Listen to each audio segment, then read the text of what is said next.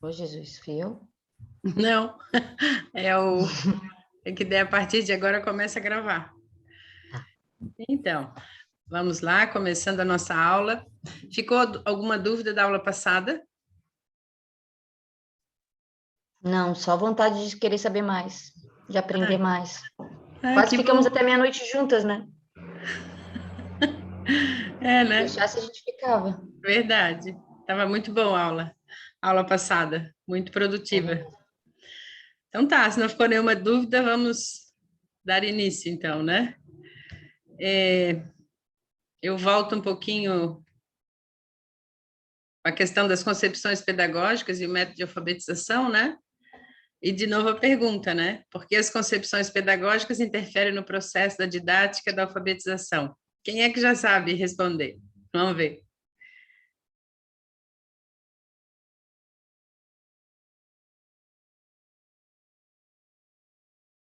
Desculpa, Magda, não escutei a tua pergunta.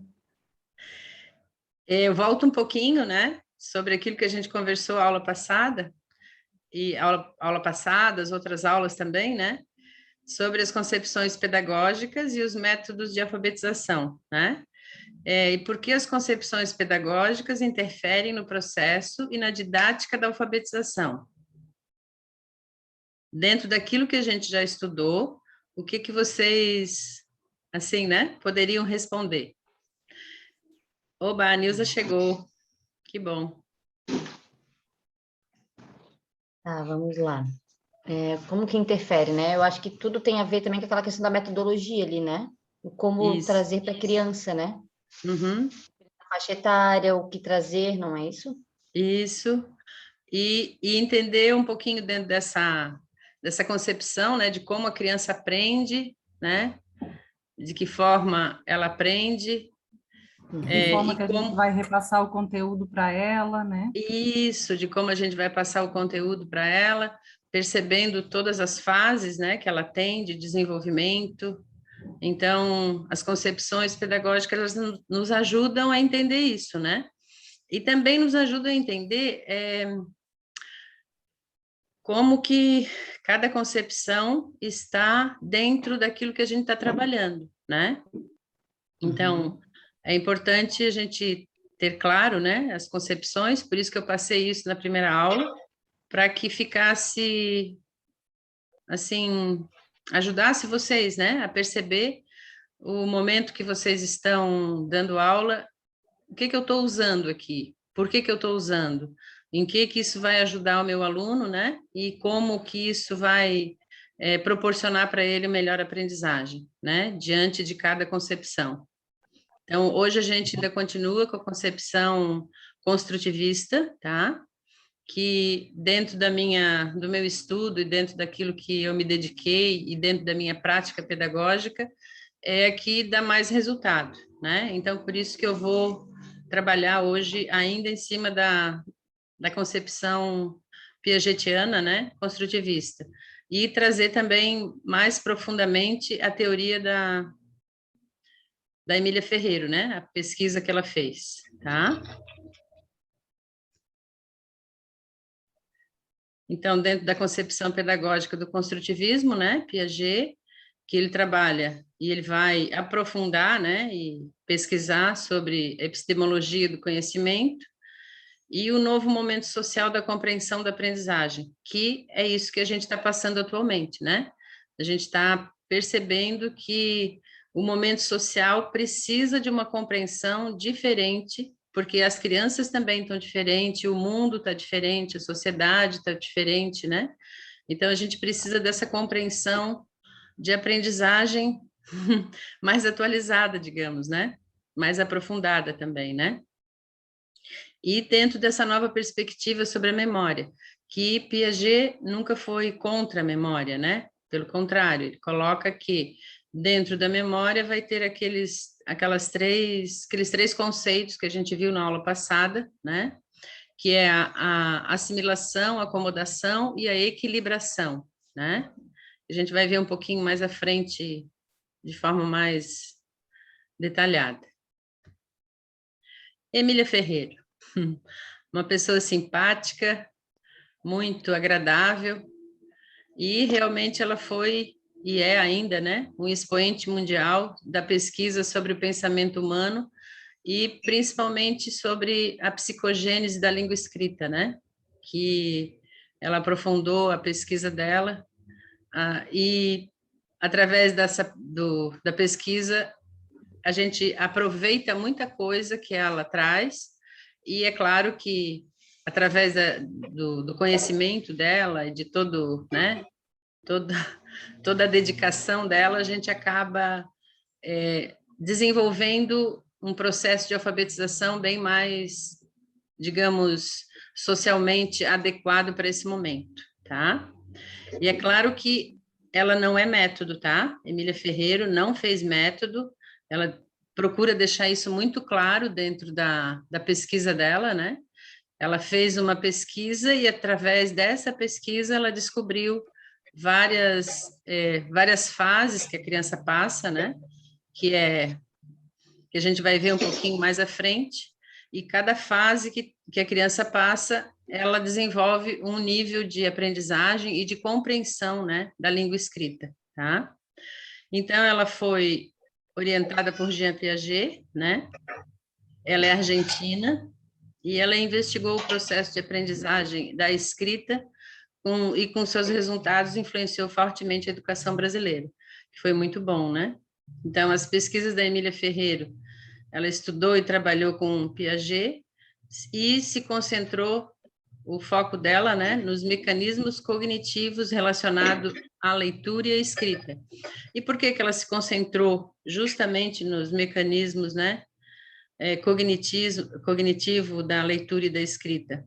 Porque Jean Piaget não se aprofundou dentro dessa área de conhecimento do ser humano. Ele se aprofundou mais dentro do conhecimento do raciocínio lógico, né? Que a gente viu um pouquinho na aula passada sobre seriação, classificação, conservação e assim por diante.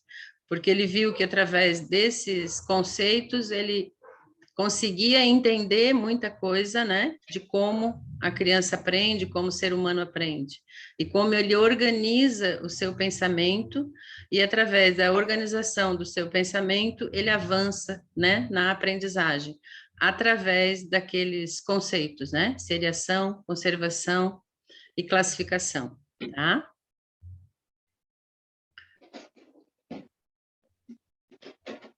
Então, assimilação, acomodação, equilibração, que são os conceitos piagetianos, né? Que esses são os básicos, assim, né? Então, Jean Piaget, ele era biólogo e era suíço, né? Ele nasceu em 1896 e morreu em 1980. Então, ele ainda está bem pertinho da gente, né? Ele morreu faz pouco tempo. E os conceitos, né, de assimilação, acomodação e equilibração constituem a essência do processo de ensino-aprendizagem, que é aquilo que a gente vinha falando um pouquinho antes, né? Então, a criança assimila, ela acomoda e ela equilibra. Então, isso aí está relacionado com a memória, tá? Porque passa pelo processo da memória. Se a gente for pegar algo bem simples, a questão da fala, né? Então, a fala vai passar por essas situações. A criança vai assimilar, vai acomodar e vai equilibrar. Quando ela equilibra, né, que ela já está na equilibração, ela aprendeu aquela palavra que você estava trabalhando com ela, ou que ela queria aprender também, né?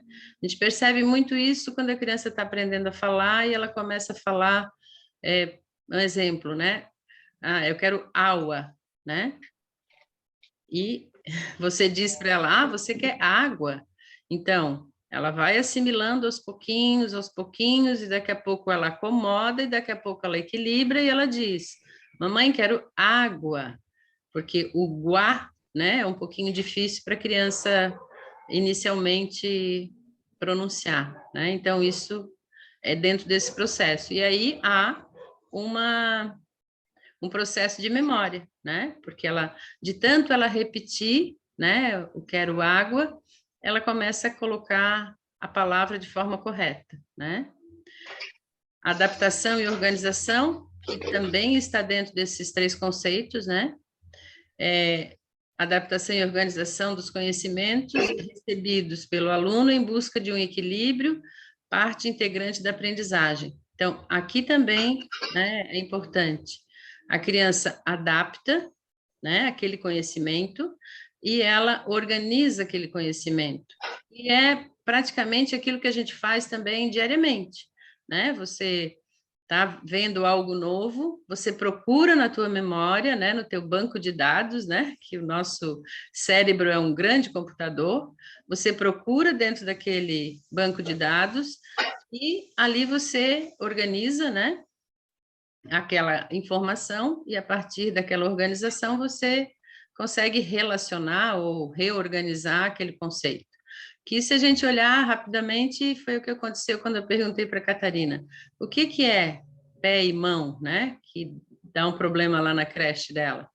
Porque para mim eu não conhecia esse tipo de doença, né? No momento que ela explica, tá, então eu relaciono com isso, com aquilo, ok, entendi. Né? Então, esse é a adaptação e organização, tá? Todos os conceitos trabalhados em qualquer idade passam por esse processo, né? Concretizando o aprendizado, que é isso que a gente acabou de colocar, né? Quando vamos trabalhar a alfabetização, apresentando as letras do alfabeto, no primeiro momento acontece a assimilação. Com a continuidade vem a acomodação e quando acontece a equilibração, o aprendizado se efetiva, né? E assim acontece também com o aprendizado dos números, né? Que a gente falou um pouquinho na aula passada. Por isso que é importante brincar com a criança com o alfabeto diariamente. Dá para trabalhar isso diariamente, né? De diversas formas, tá? Dependendo da idade da criança, claro, né? E agora a gente vai entrar um pouquinho na psicogênese da língua escrita, que esse é o principal livro da Emília Ferreira, tá? É onde ela traz, assim, de forma mais detalhada, né, a pesquisa dela e de forma mais profunda como que a criança adquire o conhecimento da língua escrita. Então, o princípio de que o processo de conhecimento por parte da criança deve ser gradual corresponde aos mecanismos deduzidos por Piaget, segundo os quais cada salto cognitivo depende de uma assimilação e de uma reacomodação dos esquemas internos, que necessariamente leva tempo.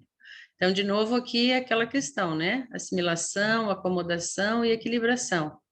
Leva tempo por quê? Porque é um conhecimento abstrato, né? Porque quando você mostra a letrinha A, né? Aquilo ali é um símbolo, e através daquele símbolo tem um som, né? Então, aquela é a letra A, que depois, juntando com uma outra letra, vai dar uma sílaba, e juntando várias letras, vai dar uma palavra, né? Então, é claro que leva tempo justamente por isso, porque ela precisa fazer todo o processo, né? De assimilação, acomodação e equilibração.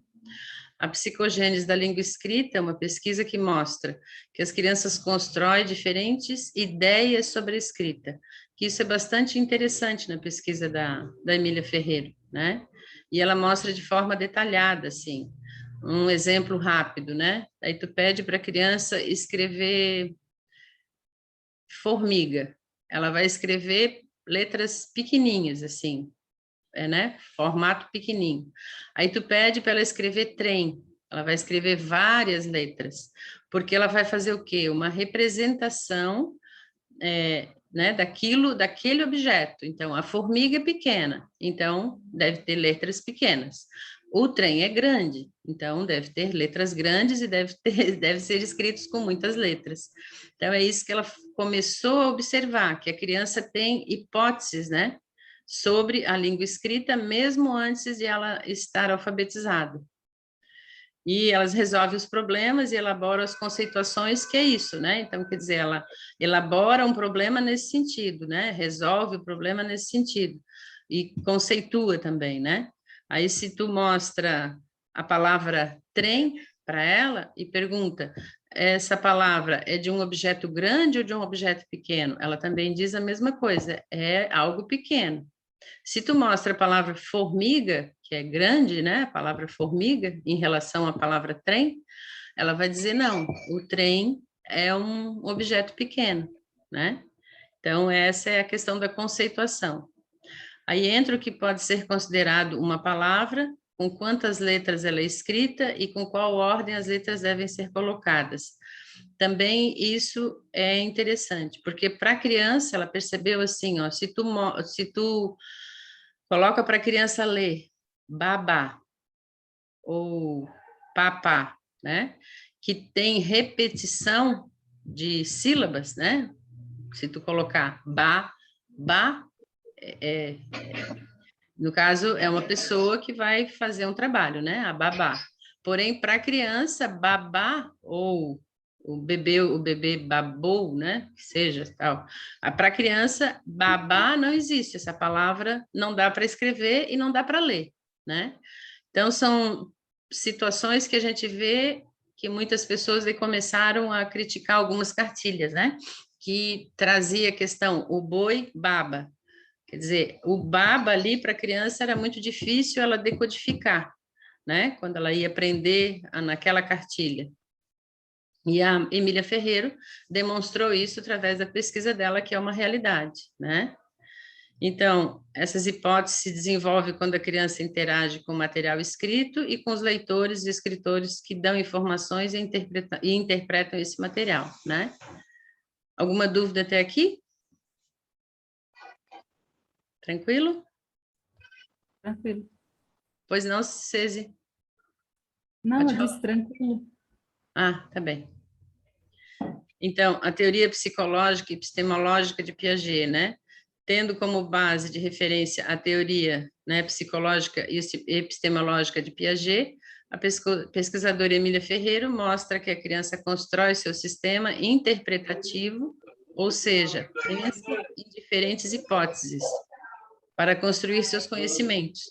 As hipóteses é isso que eu estava colocando anteriormente, né? Ela faz uma hipótese de que formiga é pequeno e trem é grande, né? Tem que escrever com muitas palavras, formiga com poucas palavras, tá?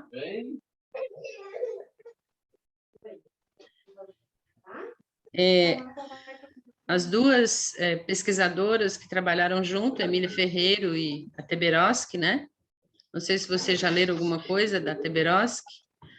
Geralmente elas escrevem juntas, tá?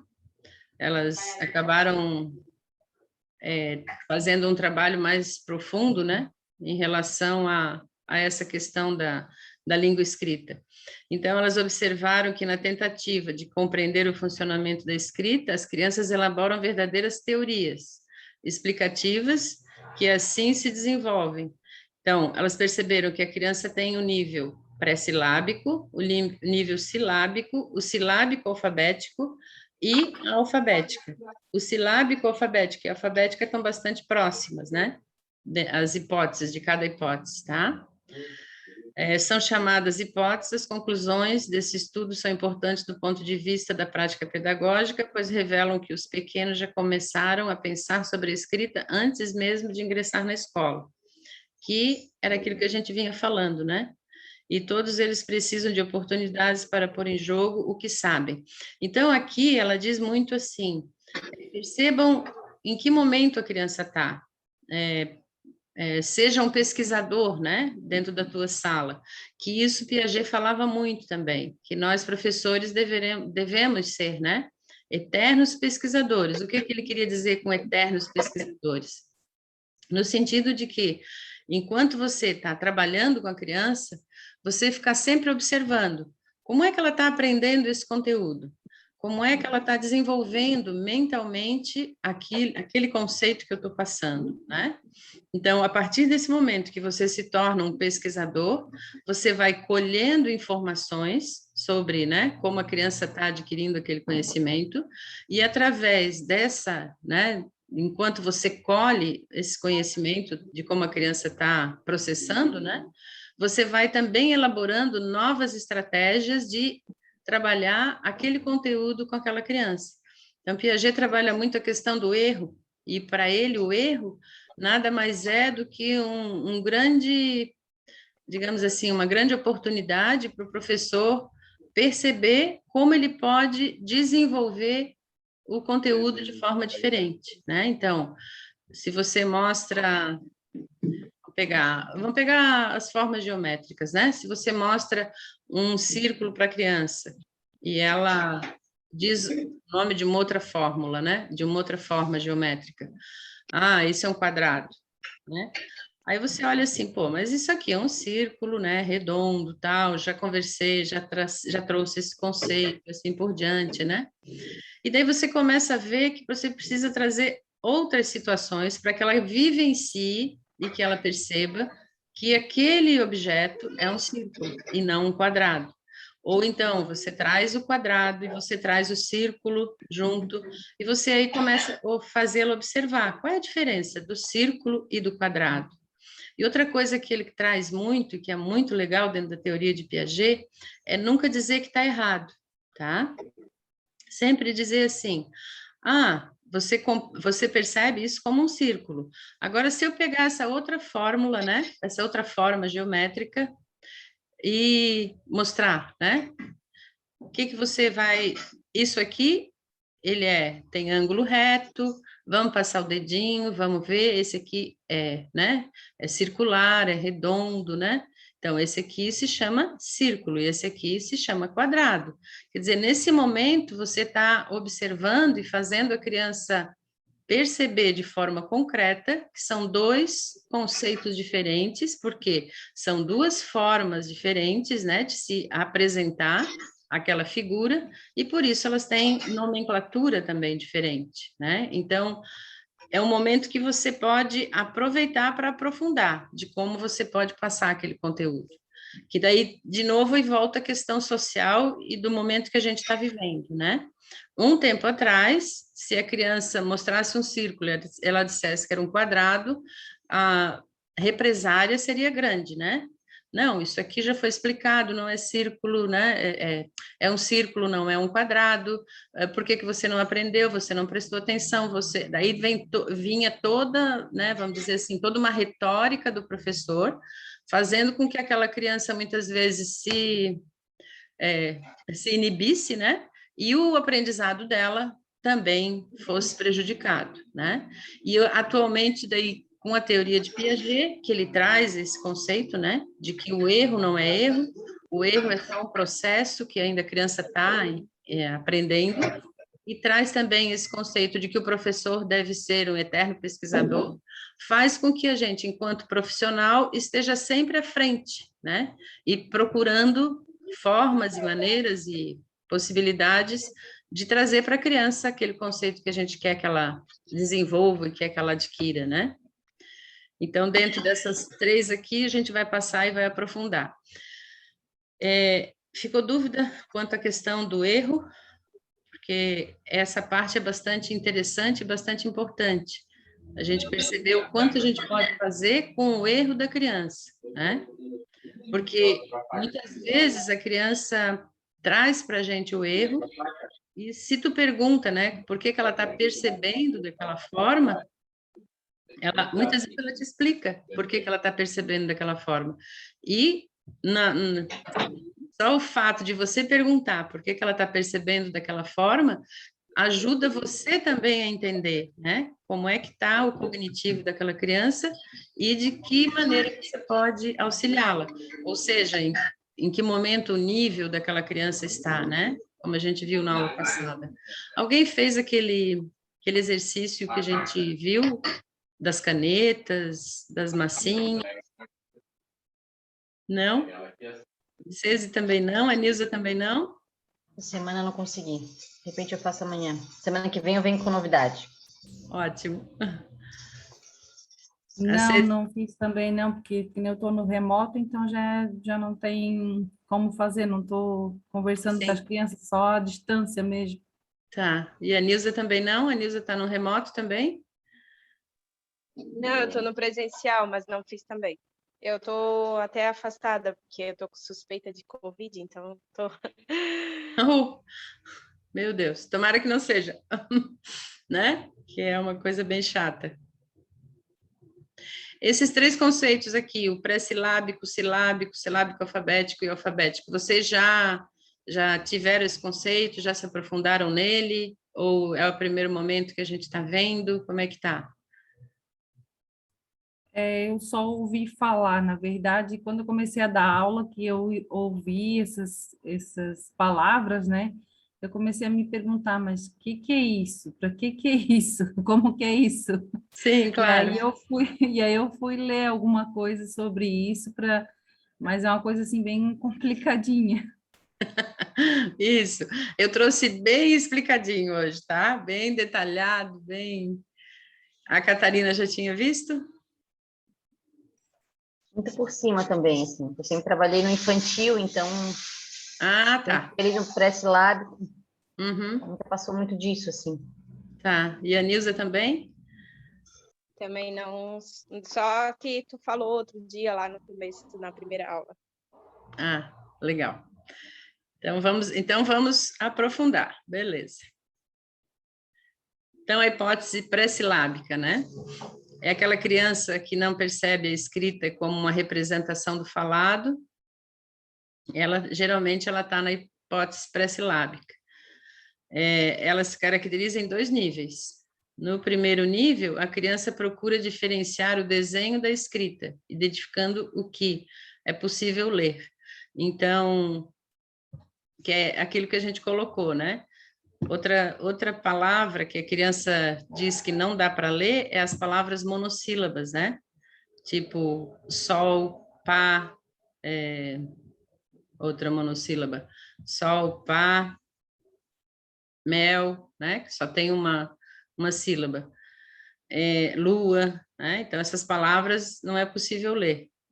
Já no segundo nível, né, da hipótese pré-silábica, elas constroem 2 princípios, organizadores básicos que vão acompanhá-las por algum tempo durante o processo de alfabetização. O de que é preciso uma quantidade mínima de letras para que alguma coisa esteja escrita, geralmente em torno de 3 sílabas, tá? Ou 2 sílabas, que é o que a criança, dentro da hipótese dela e dentro da pesquisa da Emília Ferreiro, ficou evidente, né? Outra é o que haja uma variedade interna de caracteres para que se possa ler. Para escrever, a criança utiliza letras aleatórias, geralmente presentes em seu próprio nome, em uma quantidade definida, né?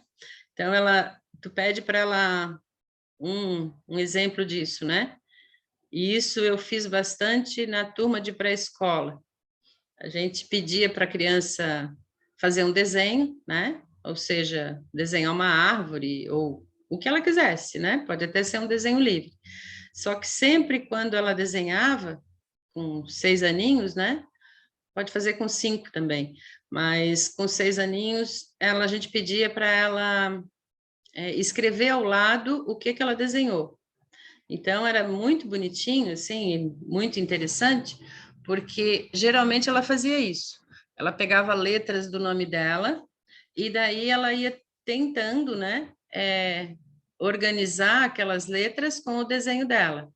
Então, sempre pedir que a criança escreva sobre o seu desenho, assim ela começa a perceber que cada coisa pode ser representada com letras, tá? Então, aqui é a questão, já vai trabalhar um pouquinho a questão social, né, da escrita.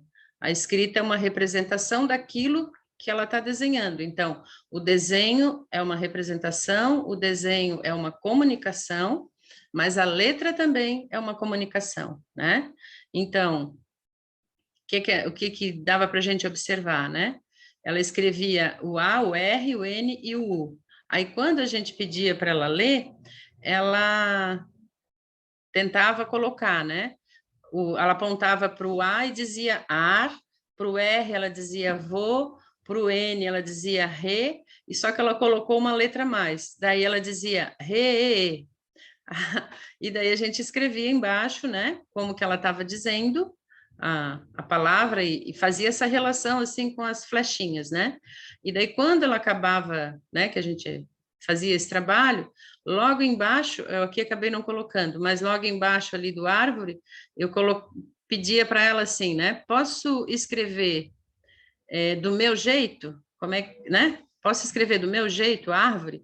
E daí eu escrevia, né? Com letra de caixa alta, árvore, com letra de caixa alta, e ela embaixo, geralmente a criança dizia e fazia isso.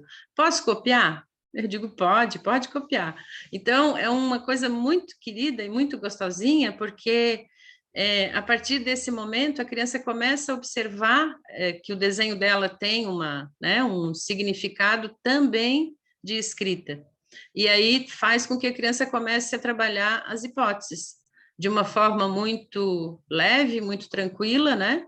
E ela vai adquirindo isso junto com a alfabetização. Aí tu podes fazer isso trabalhando, mostrando as sílabas, e junto você pode fazer esse exercício, né? Pedir que ela desenhe, cada desenho que ela faz, que ela escreva ao lado o que ela desenhou, né? E daí você faz essa representação e ela vai observando e vai indo e ela vai passando, né? As hipóteses de uma forma bastante, assim, eficaz, né? Daí os níveis de hipóteses, né? Do pré-silábico. Uma delas é aquela dela representar, mas ainda tem uma anterior, né? A criança, ela não diferencia desenhos, símbolos ou letras, né? É bastante comum nessa fase encontrarmos registros de tracinhos, bolinhas, ondinhas, enquanto as crianças brincam de escrever. Então, muitas vezes, a gente pode ditar alguma palavra para ela e dizer, vamos escrever tal palavra? Vamos escrever formiga?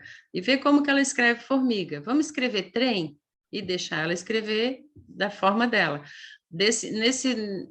Nesse ato, enquanto professora, né? Você vai observar em que nível que ela está da escrita, ou em que nível está a compreensão dela em relação à escrita, tá? Então, o pré-silábico é esse primeiro momento que ela tem da escrita, né? E a gente às vezes fica pensando, que interessante, né? Algumas crianças vão fazer tracinho, outras crianças vão fazer bolinhas e outras vão fazer rabisquinhos, né? Então, parece que, como é que eu vou dizer?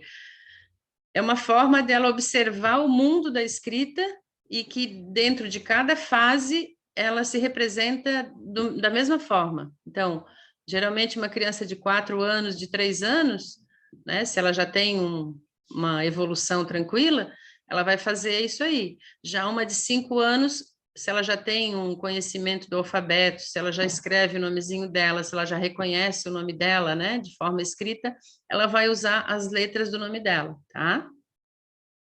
Então, a hipótese pré-silábica ficou tranquilo?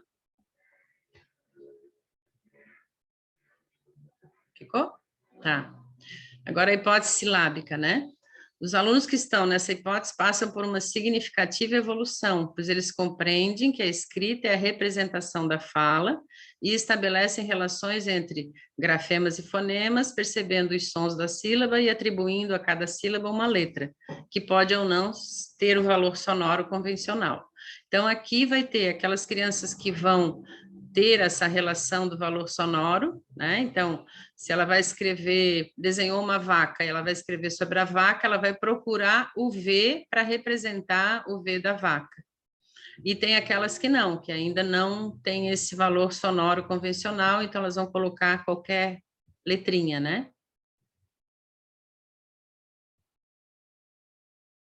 Quando a escrita representa uma relação de correspondência termo a termo entre grafia e as partes do falado, a criança se encontra na hipótese silábica, tá? Então, o aluno começa a atribuir a cada parte do falado a sílaba oral, uma grafia, ou seja, uma letra escrita. Essa etapa também pode ser dividida em 2 níveis. O silábico sem valor sonoro, né?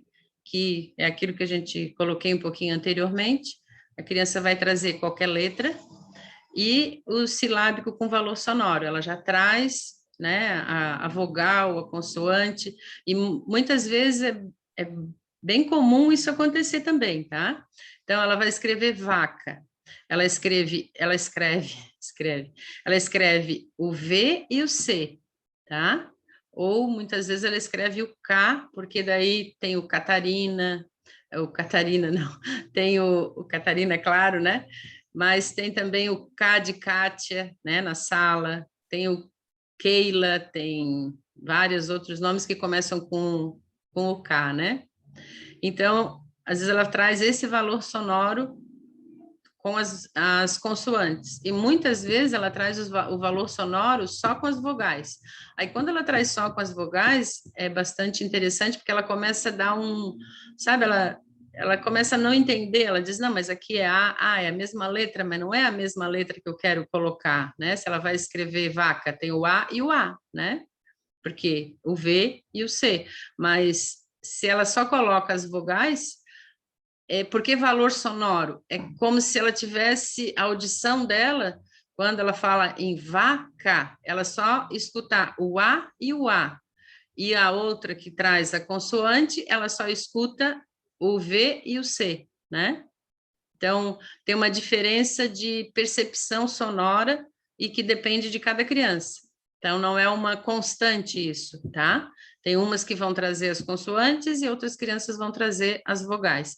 Aquelas que trazem as vogais, elas entram em conflito bem mais rápido e elas tentam resolver esse conflito, né? Porque elas percebem que daí são duas sílabas iguais e elas ficam um tanto agoniadas e rapidamente elas passam para uma outra. Aqui seria o silábico sem o valor sonoro, né? É possível de ser identificado quando percebemos que as crianças, ao fazerem a tentativa de leitura de uma determinada sequência de letras que escreveram, né, o fazem dividindo essa palavra em sílabas, independente dessas letras estarem relacionadas ao som que, de fato, produzem ou não, né? Então, a criança escreveu boneca, ela colocou várias letras, né? E dentro dessa variedade de letras, ela dividiu sempre em três. Aqui ela colocou consoantes e vogais, né? Então, o nível silábico sem valor sonoro, ao ler o que escreveu, a criança separa uma quantidade de letras que corresponde às sílabas da palavra boneca, sem que essas façam relação sonora, né? Que se a gente vê, não tem nenhuma relação. Aí as que têm valor sonoro, ela já traz aquele exemplo que eu dei anteriormente, né? Então, ela já vai trazer o E e o A da boneca. Que quando a criança está nesse momento, né, que ela traz só as vogais, ela entra mais em conflito e rapidamente ela resolve esse conflito e tenta incluir uma outra letra para, né, classificar e dizer que, né, aquela letra quer representar tal som daí, tá? Então, no nível, e aqui embaixo também, né? Daí tem outro grupo de criança que vai representar só as consoantes. Aqui eu coloquei errado. Seria o C, tá? Nível silábico com valor sonoro, ao escrever, a criança faz a relação da letra com seu fonema mais forte. No primeiro caso, foram as vogais, e no segundo, duas primeiras sílabas, as consoantes, e na última sílaba, vogal. Ela coloca também uma vogal, tá certo? Ou seja, cada letra utilizada corresponde a um fonema que compõe a sílaba. Essa questão de colocar vogal aqui, né, na última, geralmente não é o que se percebe. Geralmente ela coloca só as consoantes, tá?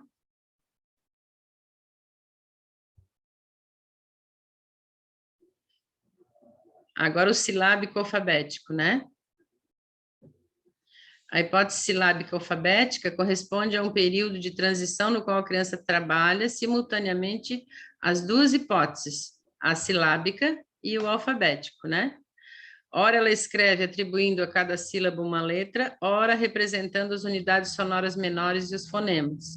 Quando a escrita representa cada fonema com uma letra, diz que a criança se encontra na hipótese alfabética, que é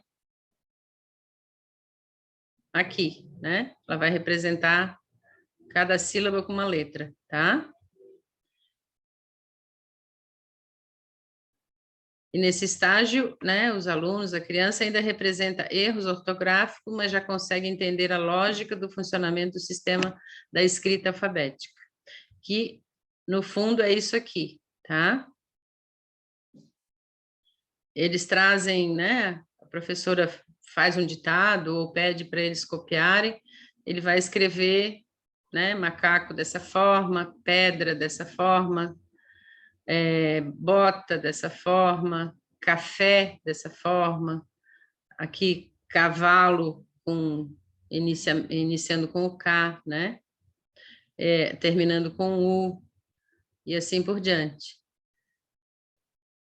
E esse período é um período de transição, né? Onde a criança daí começa a perceber Por isso que é legal fazer ela, no momento que tu está alfabetizando, né? Mostrando as sílabas, mostrando as letras e assim por diante, né? As famílias silábicas, você continuar trabalhando com desenho e pedindo para ela desenhar ao lado né, para ela escrever ao lado do desenho o que ela desenhou. Porque daí vai apresentando, digamos, a maturação dessa criança e como que está a hipótese dela, né, no decorrer da maturidade da aprendizagem dela com a língua escrita. É bastante interessante fazer essas duas coisas. Eu percebo que muitas alfabetizadoras, elas utilizam só essa metodologia aqui, né, deixando a criança passar por as hipóteses, sem apresentar as famílias silábicas, que daí a gente entra naquele erro que a gente estava vendo do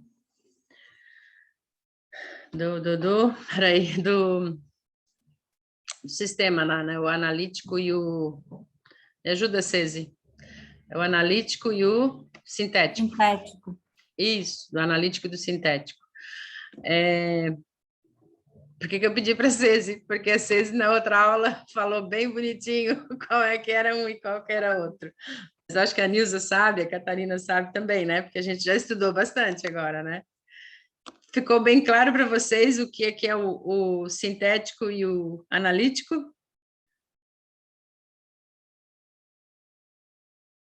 Ficou, Catarina? Para a Nilza também?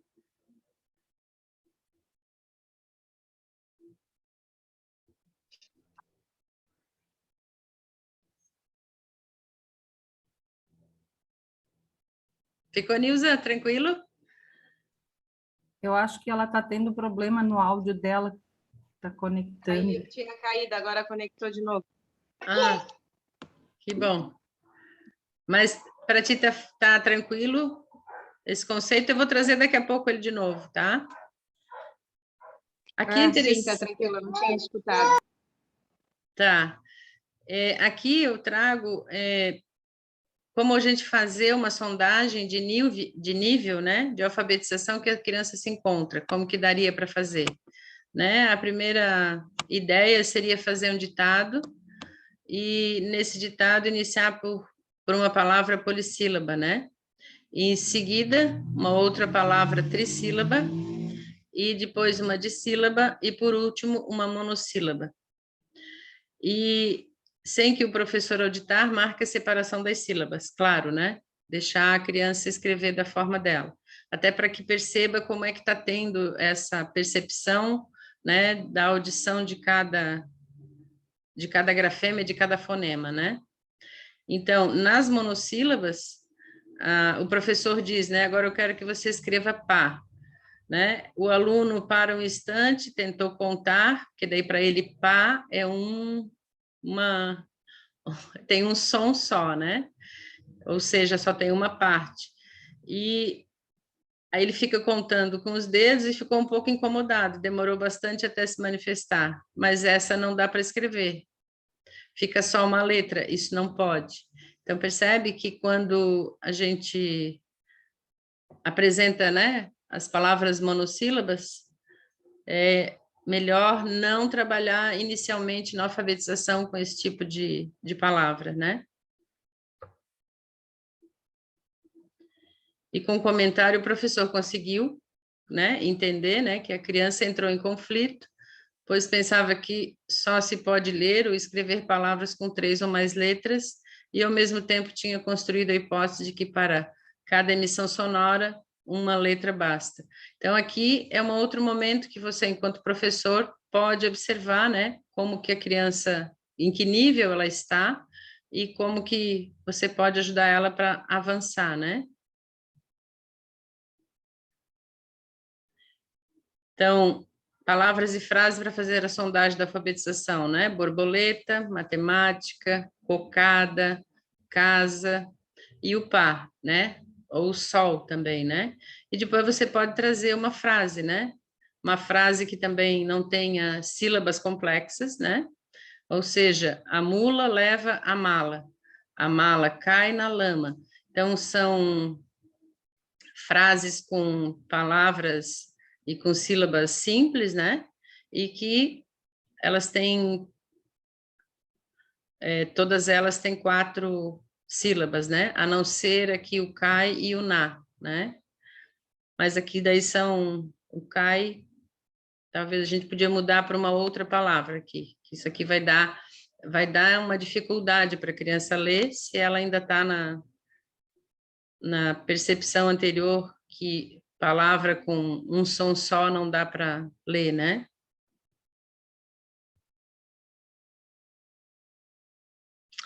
Aí o legal é assim, ó, quando terminar o ditado, quando você fazer essa sondagem com a criança, né?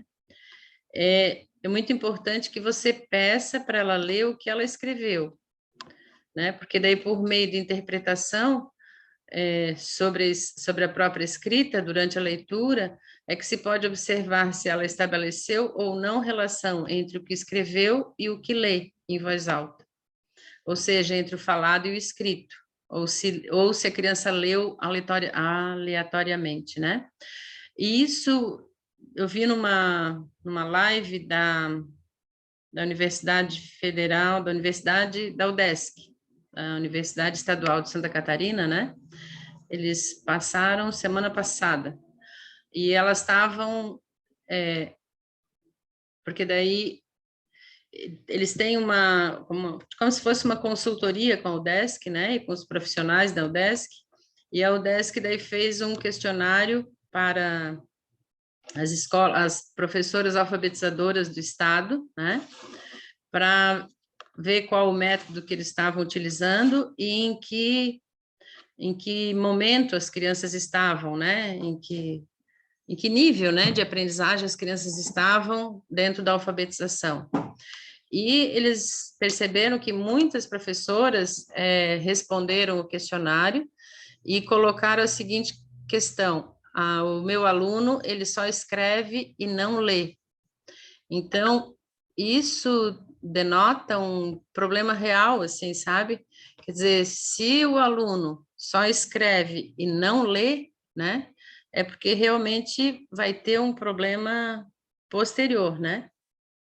Porque como que a criança está se alfabetizando e como que ela só vai escrever e não vai ler, né? Então ela está fazendo só cópia do quadro. Ela não está ainda entrando nessa questão da codificação e da decodificação, que isso é um outro problema, digamos que daí a gente não pode conceituar isso como alfabetizado, né? Porque se ele está só copiando e ele não consegue ler, o que ele copia é mera cópia, né? Não dá nem para a gente dizer que nome daria para essa situação. Não sei se vocês já viram alguma criança que acontece isso, ele só escreve e não lê. Já tiveram essa oportunidade? Já perceberam em algum momento isso que eu estou colocando? Sim, tem muitos, né? Tem muitos, Cese? Uhum. Muitos copistas e não sabem ler. Mas eu não consigo entender isso. Como que isso pode acontecer? A gente chama de copista, porque ele copia tudo perfeitamente do quadro, mas não sabe ler. E isso acontece com muitas crianças, porque Muitas. dentro da minha prática pedagógica isso nunca aconteceu, sabe? Mas hoje em dia tem bastante. Não sei se é porque eu sempre trabalhei com essa metodologia apresentando as sílabas, né? Então, traz para a criança um reconhecimento real, né? Do som e do fonema e do grafema, mas eu achei que isso já não existia mais, porque Mas como ela Não, colocou... eu acho que hoje em dia tem mais do que há um tempo atrás, sabe? Quando a gente trabalhava mais com a questão das sílabas, das famílias, isso Uhum. acontecia menos. Hoje em Hum. dia, como eles têm que copiar tudo que está no quadro, eles copiam, mas não sabem o que estão copiando. Eles Olha não só. leem, copia. A gente chama de copista. Tá, isso assim, dentro da tua percepção e dentro do teu, né, da tua prática pedagógica e dentro da tua experiência, percentualmente, vamos dizer assim, dentro daquilo que tu já observou, qual é a quantidade de criança que está assim? Olha, é bastante, Magda, bastante. Tem bastante aluno que faz isso, que também depende a série que tu pega, porque, tipo assim, ó, primeiro ano, tipo assim, eu nunca fiquei com uma turma até o final como regente, sabe? Como eu atuei mais como tapa-furo, como dizem, né? Eu ficava na secretaria, então, quando faltava professor, eu ia para a sala de aula, e eu percebia que eu ia passar alguma coisa no quadro e eu ia pedir para eles lerem, eles não sabiam o que tinham escrito, entendeu? Se não sabia o que estava lá no caderno, na verdade, né? Poxa, Então, eu copiava do quadro, mas não sabia o que tinha copiado, na uhum. verdade, né? Isso no Altamiro Guimarães? Não, lá eu não dei aula ainda, lá eu só me removi para cá, agora que eu vou começar o ano, ou não sei, agora dos próximos 15 dias, ou o ano que vem, porque ainda está essa questão ainda está meio indefinida da volta dos professores. Amanhã a gente vai ter uma reunião Uhum. sobre esse detalhamento aí para ver se a gente volta, não volta, como é que vai ficar a nossa questão do remoto, né? Tá, então voltando à questão da alfabetização ali, tu percebia que isso em todas as classes tinham primeira, segunda, terceira e Tem, quarta, aham, quinta, todas elas. todas elas? E como Uhum. que a criança passava de ano? Só É copiando? porque tem muitas séries, por exemplo, primeiro ano não reprova. Daí o Ah, aluno ia para o segundo ano. Daí é que nem eu te falei, né? Chegava lá no segundo, se ele não se apropriou nem do que estava no primeiro, como é que ele ia se apropriar do que estava no segundo? uhum. Daí muitas vezes o aluno, né, incomodava e o professor, vou passar para frente, porque esse aluno não tem interesse em aprender, babá e etc. Ai, E vai coitado. rolando. Mas Uhum. é assim que acontece, É, infelizmente, né? infelizmente. E agora com a pandemia, isso vai dar um problema real. Vai dar um retrocesso muito grande, porque Vai. assim, por mais que tentem recuperar, mas assim, ó, a gente também tem muitas questões, sabe, Magda? Muitas questões envolvidas, desde questões familiares, tipo assim, as crianças já não têm mais vontade de aprender, elas não têm mais obediência. Nossa, são tantas as questões que se a gente for enumerar, a Uhum. gente fica até assim apavorado, vamos dizer assim. E um pouco disso, Cesi, tá junto com essa questão familiar, essa questão social, essa questão, né,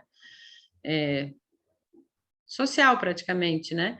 Porém, tá também muito em relação ao professor, ao nível do nosso Também. conhecimento enquanto pedagogo, sabe? Infelizmente, tem que dizer isso também. Não é só dar Uhum. culpa para os alunos, para os pais, para os Ah, familiares, né? Muitas vezes uhum. também pega um professor ruim, que não tem conhecimento, que não tem vontade de dar aula, que não Uhum. se interessa, que maltrata É. a criança não tem vontade Uhum. de aprender, Uhum. sabe? É bem complicado, né? Dentro da minha prática, né, acho que já vai fazer uns 40 anos que eu tenho prática, então eu rio porque eu tô com 61, mas eu não me vejo com 61. Aí meus filhos perguntam, mãe, então que idade tu tem? Eu digo, uns 45. Então, quando eu falo que eu tenho uma prática de 40 anos, então, ai, ai, tá.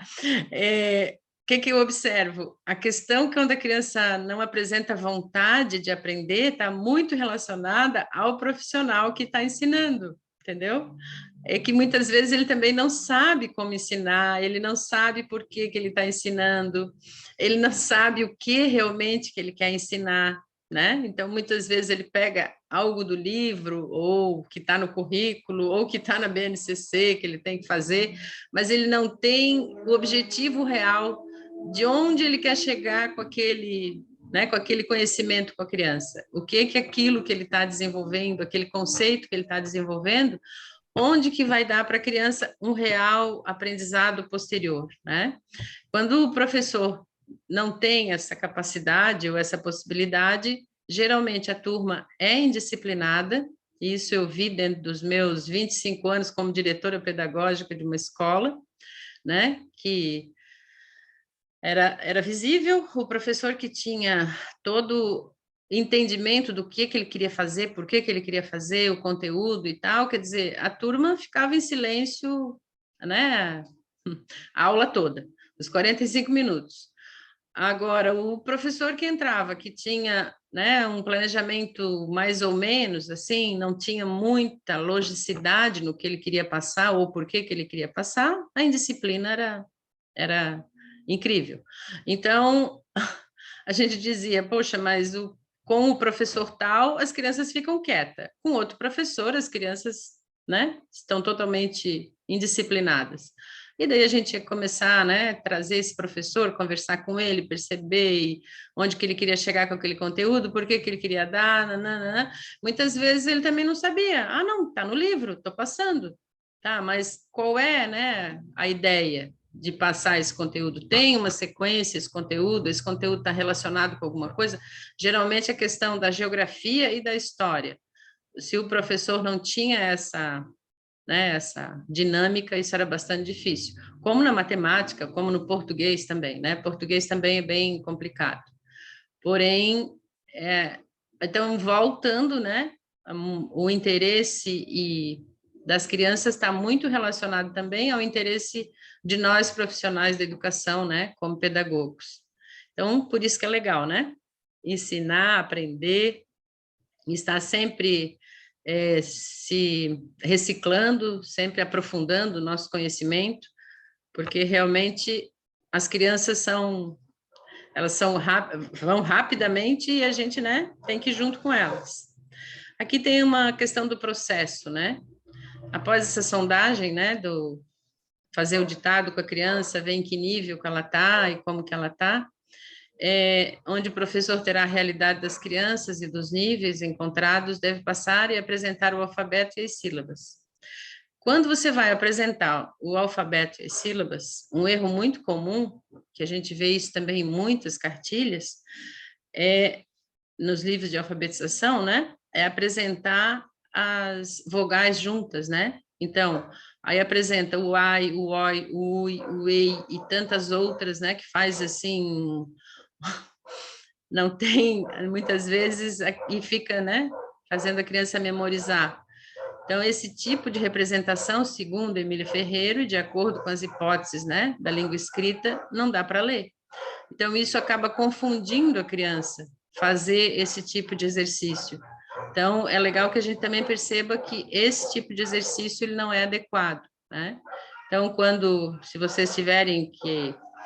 Às vezes, muitas vezes, a gente, enquanto professor, tem que atuar num livro que a própria escola adquire, né? E na escola tem esse tipo de atividade, então o melhor é pular essa atividade ou fazê-la de forma rápida, porque às vezes o coordenador quer que faça tudo e que tenha, né, todas as atividades prontas no livro, então o melhor é deixar, não apresentar e não fazer muito exercício em cima disso, tá? Aqui, a gente trouxe um pouquinho na aula passada a questão da codificação e decodificação, né? Que onde vai entrar de novo assimilação, acomodação e equilibração. Mas eu acho que esse conceito está bem trabalhado e bem tranquilo, né?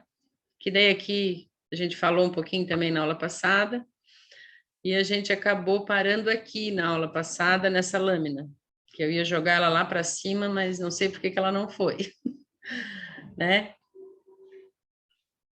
Propostas fundamentais sobre o processo de alfabetização inicial, né? De acordo com suas experiências com as crianças, né? Emília Ferreiro esquematiza algumas propostas fundamentais sobre o processo de alfabetização inicial. Então, uma delas é restituir à língua escrita seu caráter de objeto social. Aqui entra muito a questão do letramento, né? Emília Ferreiro, ela não fala de letramento em momento algum, tá? Mas ela fala muito da questão social em relação, né? O objeto social em relação à língua escrita, né? Então, desde o início, inclusive na pré-escola, se aceita que todos na escola podem produzir e interpretar escritas, cada qual no seu nível, como a gente viu anteriormente, né? Permite-se e estimular-se que a criança tenha interação com a língua escrita nos mais variados contextos, que daí, né, são todos aqueles que a gente já viu, né? Parlendas, músicas, receitas e assim por diante, né?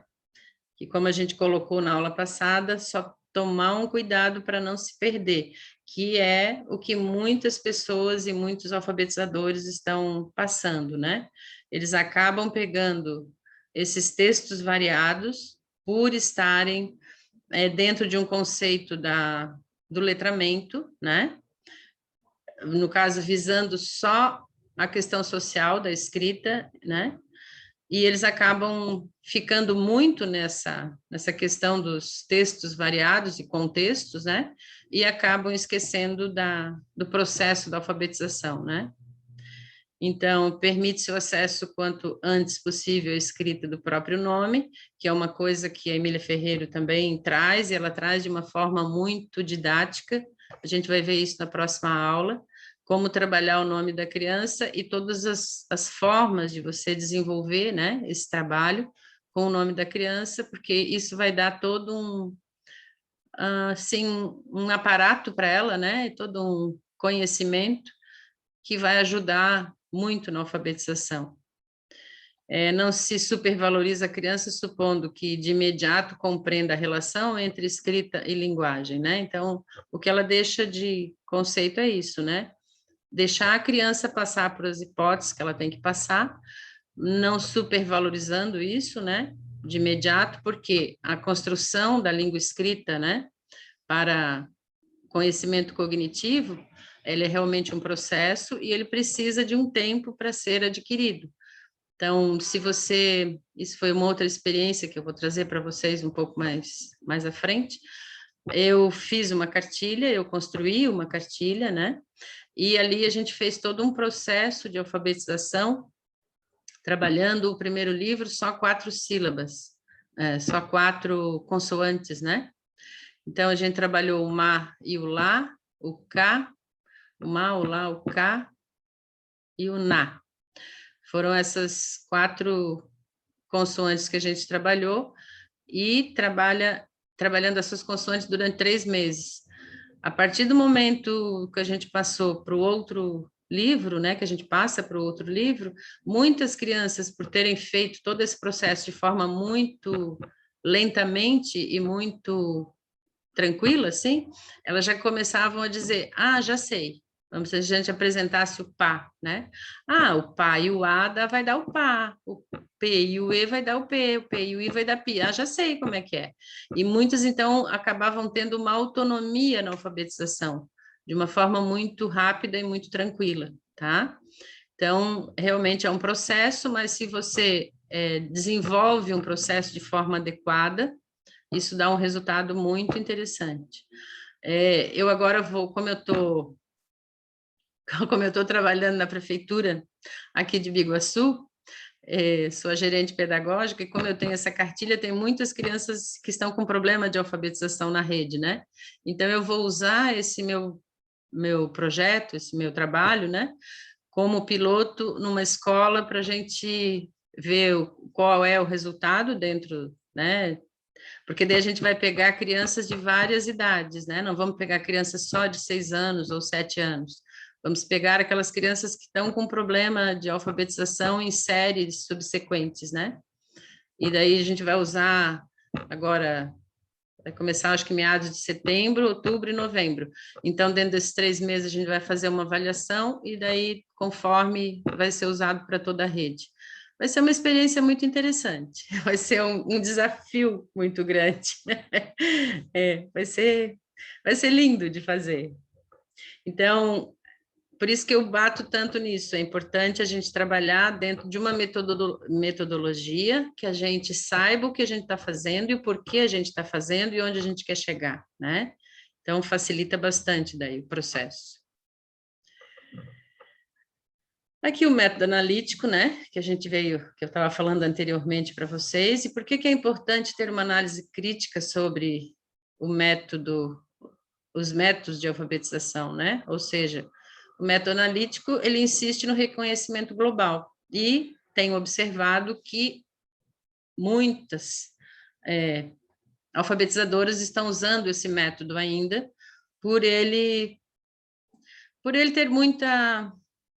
Como é que eu vou dizer? Ele está ainda muito dentro da academia, né? As faculdades estão trazendo esse método ainda como um método inovador, e ele é um método que não é inovador, né? Como vimos, esse método analítico, ele traz consequências sérias para as crianças que são alfabetizadas através deles. Por não apresentar as famílias silábicas, tira da criança que está se alfabetizando o conhecimento de que nosso sistema de escrita tem algumas regras e exceções que precisam ser apresentadas à criança. Para que a criança compreenda nosso sistema de escrita de modo formal, evitando uma alfabetização caótica e muitas vezes desconexa, como podemos ver, muitas crianças escrevendo através de uma analogia com a palavra paroxítona, né? Onde a criança faz associação com outras palavras para escrever dessa forma. Considerando o grande problema da alfabetização nos municípios, nos estados e no Brasil, o nosso dever enquanto professor é estudar e aprofundar sobre os métodos de alfabetização, pois a sociedade está nos cobrando uma alfabetização eficiente. Isso aí é sério, que é uma realidade, tá? Como diz, né? Tá na cara, é evidente. Uma criança que está no 7º ano, né? Eu fui numa reunião de uma escola aqui, né, de Biguaçu, e a diretora colocando, a criança do 7º ano não sabe ler, né? Um adolescente. E a diretora disse, a mãe dessa criança vem na escola e pergunta, meu filho está na escola desde, com tantos anos, e ele ainda não aprendeu a ler, o que aconteceu? O que está acontecendo, né? Então, para a sociedade, isso é uma situação caótica, né? E denota o quê? Uma incompetência do profissional, né? Porque uma criança que está na escola e que não sabe ler e não sabe contar, a matemática eu não sei como é que essa criança está, mas a leitura e a escrita ela não consegue ainda. Óbvio que, né? A sociedade vai cobrar algo bastante correto, né? Para isso a gente está aqui, né? Então,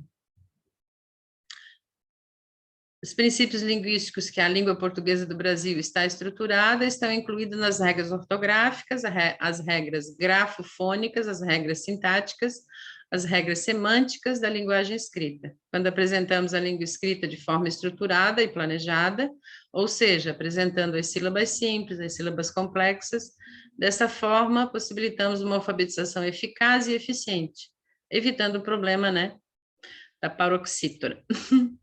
Aqui eu vou trazer tabela de sílabas, das sílabas, né? Tem tantas... Isso aqui eu peguei no Google, né? Só coloquei lá sílabas simples e apareceu isso. E o que é que me chamou a atenção, né? Eles têm 2 tabelas, né? Praticamente elas são iguais, porém, se a gente perceber, o K nessa tabela não aparece nenhuma sílaba com o K. E o W também com essa tabela não aparece nenhuma sílaba e o Y também não aparece nenhuma sílaba. Já nessa tabela, né, aqui, ele já aparece, né? O K, Q, Ki, Ko, Ku. E tanto o W, né? E o Y, né? Porque, de qualquer forma, o W, o Y e o K, um tempo atrás diziam que isso não fazia parte da nossa língua portuguesa, né? Só que tem muitos nomes escritos com essas letras, né? Então, tem que apresentar também para a criança. E aí onde que eu percebo isso também? Por que que eu trouxe isso, né? Porque daí muitos profissionais, eles vão no Google e pegam uma tabela dessa e eles, tá, então não vou dar a sílaba K, não vou dar a sílaba W e não vou dar a sílaba, né, o Y. Não vou apresentar.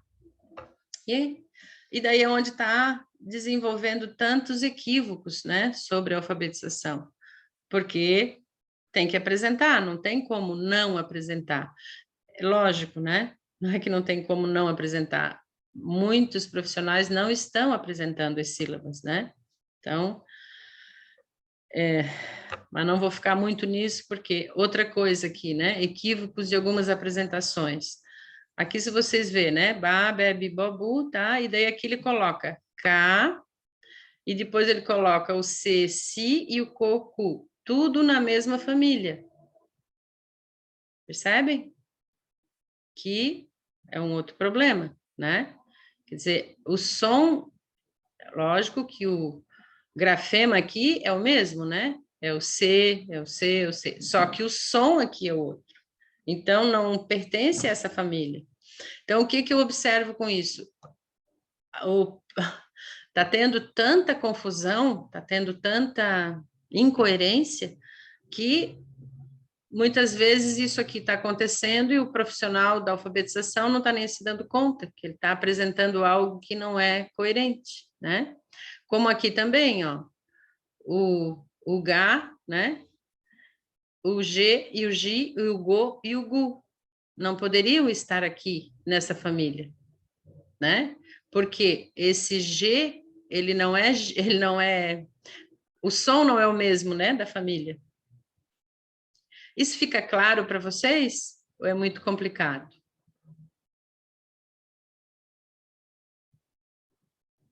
Sim, fica claro. Mas é que nem tu falou, a gente vê muito isso.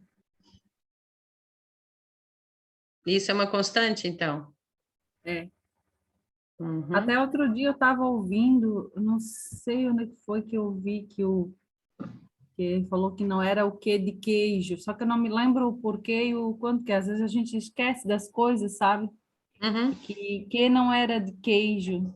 Quando a gente fala assim, ah, que de queijo, né?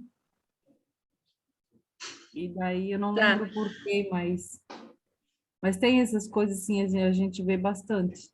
Uhum. E daí esses equívocos estão, né, passando e dando os problemas que estão. A Nilza, eu acho que trouxe um exemplo, não sei se foi a Nilza ou se foi a Bruna, sobre essa questão da alfabetização. Tu lembra, Nilza? E desses equívocos, assim? Não, tô lembrada. Não?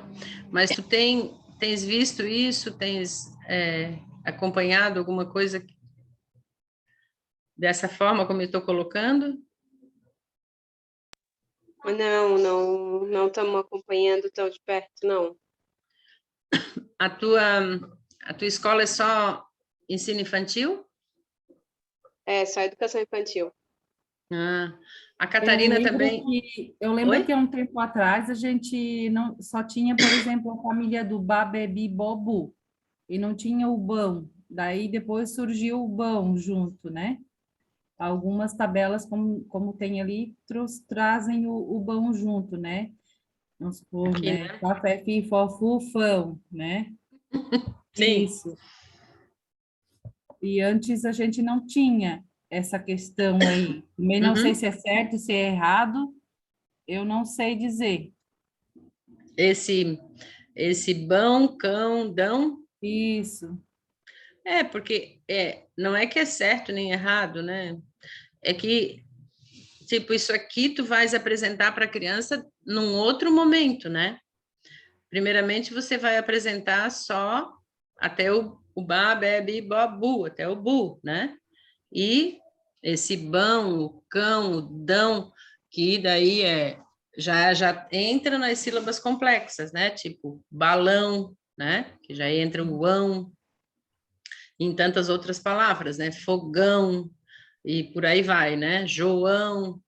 Então, não é necessário na hora que tu apresenta, né, as sílabas, que tu inclua esse ão. Não tem um porquê, tá?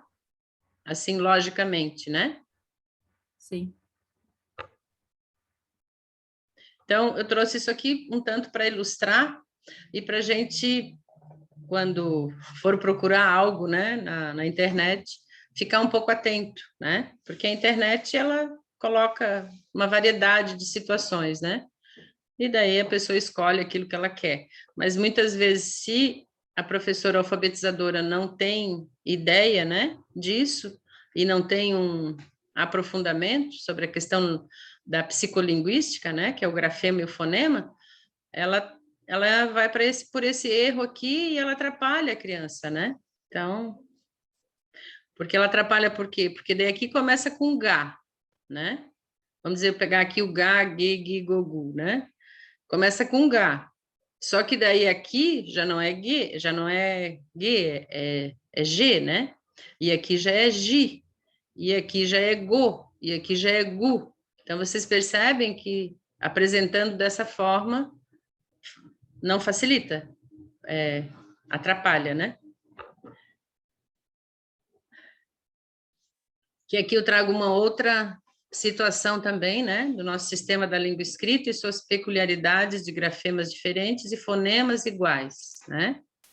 Então, começando dessa parte aqui, né, Sá, Sé, Si, Sol, Su. Aí tu pega lá, né, o C cedilha, é o Sá, o mesmo som, né?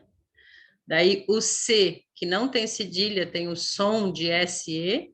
O Si tem um som de SI, o So, que é com cedilha, tem som de SO, e o Su, a mesma coisa, né? E depois ainda a gente tem os dois S's, né?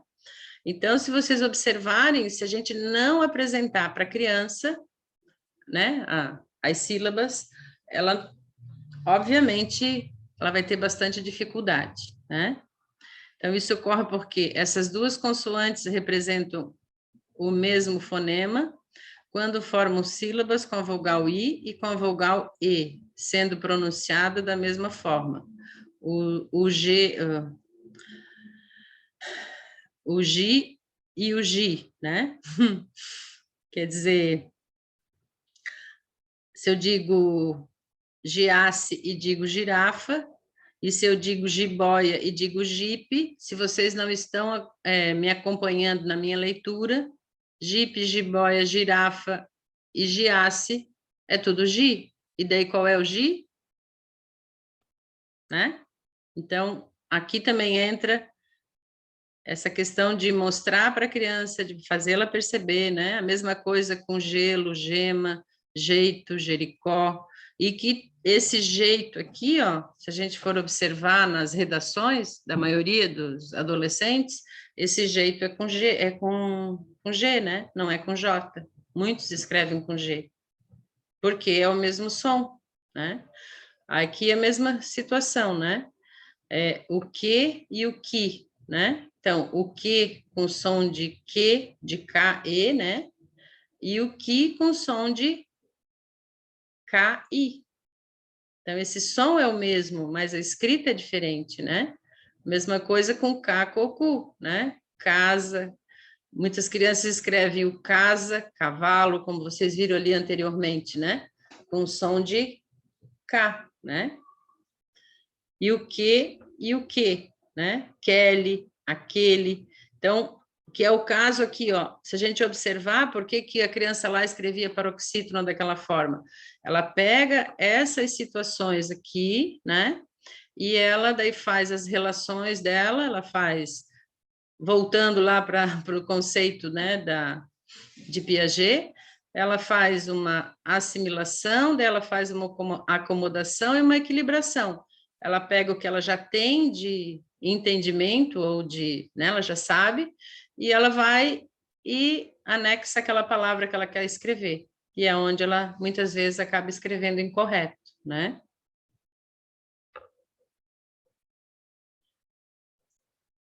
Então, o método sintético, ele vai preservar a correspondência entre o oral, o escrito, entre o som e a grafia. Traz uma sequência na aprendizagem da língua escrita, dando segurança aos alunos e professores, e assim alfabetizando de forma eficaz. O que se detecta nesse método é um processo que consiste em partir das partes, sendo letras os elementos mínimos da escrita, né? Então, primeiro você vai trabalhar o alfabeto, depois você vai trabalhar, né, as sílabas, e o legal é sempre apresentar os dois tipos de sílabas, né? Os dois tipos de letra, o caixa alta e o manuscrito, né? Ou seja, o maiúsculo e o minúsculo, né? Depois as palavras e depois as frases, né? Que daí aqui eu já trouxe um pouco do sistema que eu utilizo no meu livro de alfabetização, né? Porque daí com duas sílabas, né? Se a gente pega o ma e o lá, quantas palavras dá para a gente fazer com essas duas sílabas, né? Ó, mala, mela, mila, mola e mula. Então, eu faço, praticamente, eu peguei o ma, o me, o mi e o mó e o mu, e eu só coloquei junto o lá. E depois eu ainda posso trocar, posso trazer o L para frente, né? E daí vai dar lama, lima, leme. Então, isso já facilita bastante o entendimento da criança da construção, né? Das duas questões, né? E depois uma frase, né? Que daí está relacionada a mula leva a mala, que daí é fácil. Agora eu trago um pouquinho que dá para a gente sobre jogos de alfabetização, né? Que dá para a gente desenvolver. Esse aqui é muito interessante porque ele é um quebra-cabeça e, ao mesmo tempo, ele tem a figurinha ao lado, né? Isso facilita para que a criança, esse tipo de material, ele facilita, né? Para a criança encaixar as duas pecinhas, e a partir do momento que ela encaixa as duas pecinhas, ela vai fazendo uma relação, né? Não necessariamente que o ideal é que você faça esse jogo dentro daquelas palavras que você está trabalhando, né? Que amor, o bebê. Dentro dessas palavras que você está trabalhando, como a gente viu anteriormente aqui, né? Se você vai trazer essas palavras aqui, né? Mala, mela, mila, mola, mula, lama, lima, leme, faz esse jogo com essas, né? Com essas palavras e com essas figuras. Aqui um outro também, que é bastante legal, que daí já é um pouco mais além, quando a criança já, vamos dizer, ela está lá para outubro, no ano da alfabetização, né?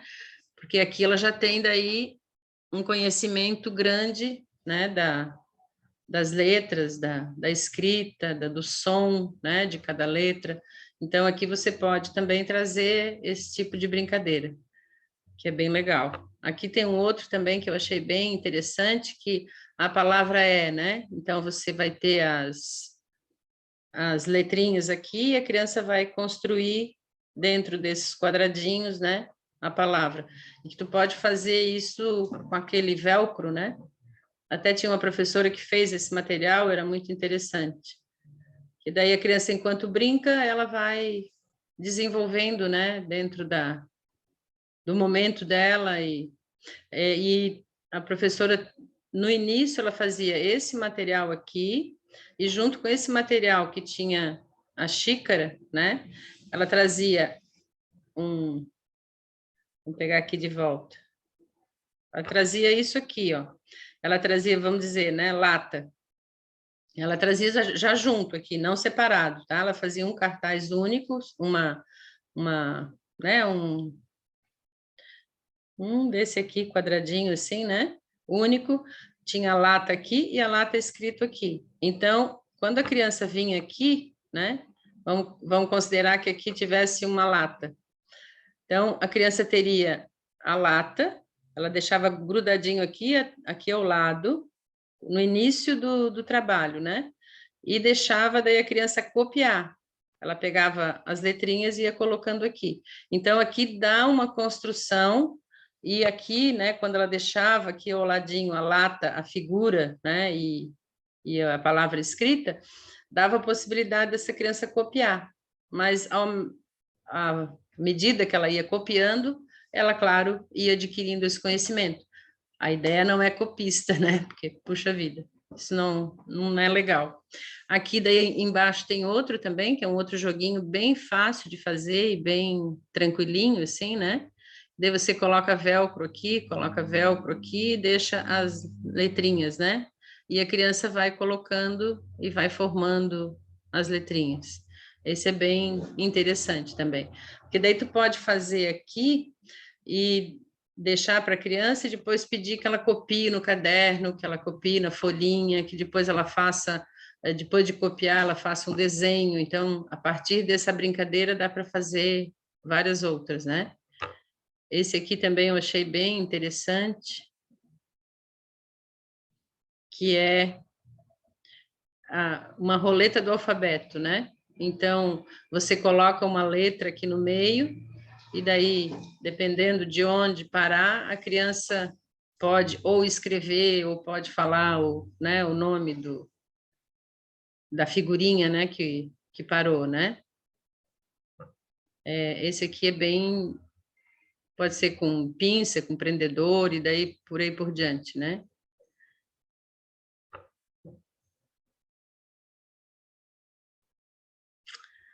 Hoje já é hora de parar, 21 horas. Já está na hora. Rápido hoje. E vocês estão muito quietas, né? Aula passada vocês falaram mais. O que houve hoje? Muita coisa para absorver, prof. Uhum. Eu que estou na pré, também. eu que estou na pré-alfabetização. Quando eu vou apresentar para as crianças as letras, eu tenho apresentado todas as formas, né? Tipo a letra J, daí uma letra caixa alta, letra cursiva, mostro uns 3 J's assim no papel, na apresentação para eles. Tá correto ou eu já apresento só em caixa alta? É que idade que eles estão? 5 para 6. 5 e 6, né? Eles começam com 5 e vão sair tudo com 6. Ah, eles vão sair tudo com 6, tá. Pronto para o primeiro ano. Tá, então vamos começar do começo. Eles já reconhecem todas em caixa alta? Os nomes, sim, já. O nome das letras? Uhum. Uhum. E na sequência daí? Estou indo na sequência, Uhum. Tu tem uma sequência na sala? Um cartaz assim? Não. Um cartaz A gente comprido, assim? A gente está construindo essa sequência conforme a gente está trabalhando a letra. Só que daí a gente faz com elementos da natureza, né? Que a escola lá é bem... Tipo, o ADA, a gente vai para a rua, a gente trabalhou o ADA. A gente foi para a rua e encontrou um graveto com formato de ADA. A gente levou. A gente está construindo essa ordem. Tá bom. Pode fazer das duas formas, Catarina. Eu, se fosse você, faria, né? Essa forma criativa, né? Que é uma forma criativa, né? Trazer um graveto para dentro da sala e fazer o formato do A. Mas era interessante também que acima dessa forma criativa tivesse o A assim, né? Aquele A com caneta, tá? Tá. Fazer dois... Aí como é? Quando a gente está assim, né? Vou pegar aqui o caderno. Pega aqui, aí aqui em cima você vai fazer o A normal, né? E aqui embaixo você faz o teu A com graveto. Aí aqui você faz o teu B, né? Escrito, e aqui embaixo você faz o teu B, né? Com graveto ou qualquer outra situação da natureza, né? Porque daí vai ter a criança vai ter uma referência, porque ela não vai encontrar em livros e depois, né? A escrita não vai ter o graveto, né? Então, muitas crianças às vezes podem estar relacionando isso, né? E outra coisa legal também é pegar a folha, né? Faz cartazinhos pequenos, assim. Deixa eu virar aqui. Faz cartazinhos pequenos, um tamanho assim, mais ou menos, né? Quadrado. Aqui tu escreve aqui tu vai escrever o A, né? O outro cartazinho tu vai escrever o B e assim por diante. E daí tu podes brincar na roda. Isso a gente fazia muito aqui na escola e era muito gostoso, assim, as crianças adoravam, sabe? Então, é uma outra forma de você apresentar, né, o alfabeto para eles. Inicialmente, tu podes... Eu até tenho um vídeo na internet que eu fiz sobre isso, só que eu acabei não fazendo a parte prática, né? Eu só coloquei a parte teórica. Que daí tu podes brincar todo dia com eles na roda. E daí tu vai colocando na roda, esse é o A, esse é o B, esse é o C, esse é o D, e daí tu coloca, esse é o, quando tu largar o E, né? E vê daí quem já sabe a sequência. E se ninguém disser nada, você continua, né? Esse é o A, esse é o B, esse é o C, esse é o D. Assim, cartaz, né? Um tamanho grande que fique fácil para você manusear e para a criança visualizar, né? Tá. E daí depois tu podes trabalhar com isso, né? Um bom tempo, porque todo dia isso pode virar brincadeira, e eles acabam gostando de fazer isso. Digo isso porque eu vivenciei isso muito tempo, né? Eles pediam, vamos brincar com as letras, eles diziam para o Eles professor. gostam. Eles gostam, né? É que Então, assim, é porque na minha escola eu não posso botar qualquer coisa na parede e eu não posso ter esse alfabeto agora na minha sala, tipo, porque minha sala é para eles, educação infantil, a gente não trabalha essa pré-alfabetização. Isso aí vai ser tá. deixado, entende? Então é uma questão Uhum. difícil, assim, então é uma conquista, assim, eu consegui deixar já um alfabeto com elementos não estruturais dentro de sala. Então tá. Então Então, assim, deixa aquele lá como, né, como uma apresentação e faz faz esse dos cartazinhos. para poder brincar na roda, assim, né? Vou fazer isso. Dá para brincar numa roda. E Não preciso deixar depois, exposto. e depois quando tu vê assim, que eles todos já sabem que esse é a letra A, letra B, letra C, letra D e assim por diante, né? Tu podes daí distribuir para eles o alfabeto, cada um, né, com uma letrinha na mão, e daí tu vai ter um outro alfabeto na mão, tá? Tu vai ter dois As, dois B, dois Cs, dois D e assim por diante, tá? Aí tu vai colocar na roda o A e pede, quem tem o A, coloca na roda. Então a criança levanta e vai lá. Quem tem o B, coloca aí tu vai colocar o B. Quem tem o B, coloca na roda. É uma outra forma de também estimular, sabe? É bem gostoso isso, sim. E esse... Oi? Não, o que eu deixei na sala, que eu consegui deixar na sala também, é aqueles quadros de imã com as letrinhas. Então, antes era um contexto, ficava só quando eu trabalhava a letra, agora eu já deixei fixo. E que fingi que esqueci num cantinho. Tá. E aí botei um pisca-pisca lá em volta, e aí toda vez que eles estão indo tentando construir palavrinhas, aí tá muito bonitinho. Aí tá indo uau, o lobo. Olha só, que Tá saindo legal. palavrinhas bem interessantes, assim. É um cantinho que eu vou deixar para eles para poderem ter esse manuseio, né? Porque eu pedi um alfabeto móvel, mas não veio. Então, é Tá, um jeito de eu conseguir ter as letras. e tu pode pedir também para eles começarem a fazer Botar na desenho. ordem. Não, a fazer desenho e escrever sobre o Eu desenho. gostei disso, até anotei aqui que eu vou começar a fazer isso. E faz isso essa semana e conta pra gente. Vou tentar trazer daí para mostrar para vocês. Isso, porque tu vai ver que é muito bonitinho, assim, a forma com que eles se relacionam, né, com essa atividade. Muito, muito querido, assim, né? A Nilza trabalha com que idade, Nilza? 2 anos. Tá. Então, eles ainda estão, né? Mas tu já pode fazer essa brincadeira com o alfabeto, Nilza. Eles já estão falando com 2 anos? Alguns ainda não. Alguns ainda não. Daí aí tem que ser mais lento, assim, mas já dá para fazer, tá? Tu pode começar a brincar com menos letras daí. Começa assim, esse é o A, esse é o B, esse é o C, esse é o D, e daí deu. Para e vai fazer outra coisa, porque com 2 anos eles têm um tempo de como é que é? De concentração menor, né? Então, realmente... E nós temos uma autista também na sala e uma que não tem um laudo, né? E daí elas já têm 3 anos, mas elas não param, daí não fixam na roda ainda. como eles estão indo uma semana sim, uma semana não, também tá bem difícil, assim, a roda. Aí agora que a partir de segunda-feira vai começar todo dia, né? Daí vamos ver como é que vai ficar o movimento. Mas daí tu tem uma auxiliar.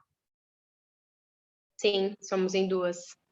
Ah, daí facilita um pouquinho com o autista, né? Porque o autista realmente ele é inquieto, né? Mas tu já começou a trabalhar alguma coisa do alfabeto ou não? Não, a gente não apresentou nem nada de letras ainda para eles. A gente está muito nas pinturas ainda. Quando vai para o papel, eles ainda, que vai com lápis, eles não querem, não prende muita atenção deles ainda. Uhum. E o guache? O guache vai. O guache com Isso, pincel vai. isso. Porque o lápis tem uma representação muito pequena e a questão, né, da pinça, ainda com 2 anos, é muito exigente para eles. Então, o guache tem uma representação da tinta, tem um escorrer da tinta, tem um misturar a tinta, ele acaba ficando mais mágico, né? Então, se tu puder usar mais o guache, é legal. Trabalhar o guache com o dedinho também é muito interessante nessa fase. Claro que daí eles se sujam um pouquinho mais, né? Então, tem que ver o que é melhor. Mas daria para começar a questão do alfabeto. Devagar, assim, sabe? Porque 2 aninhos ainda, né? Eles não conseguem ficar sentadinho na roda? Tem a turma de uma semana que fica, a turma de outra semana é mais difícil deles ficarem. Uma turma é mais concentrada, assim, que daí eles já estão, a maioria, fazendo 3 anos, e a outra turma é mais bebê. Assim, daí tem uma turma que eles são mais desfraldados, outra turma são mais de fraldas. Então, essa turma que são mais de fralda, assim, eles são bem mais bebês. Não, tranquilo. Tenta fazer isso, então, com a turma que já está com 3 aninhos. E tu entendeu como é que é? Fazer uns quadradinhos assim e escrever a letrinha ali e ver como é que eles vão, né? A questão do nome deles, tu já trabalha? Sim, a gente tem o crachá. E eles já tentam copiar.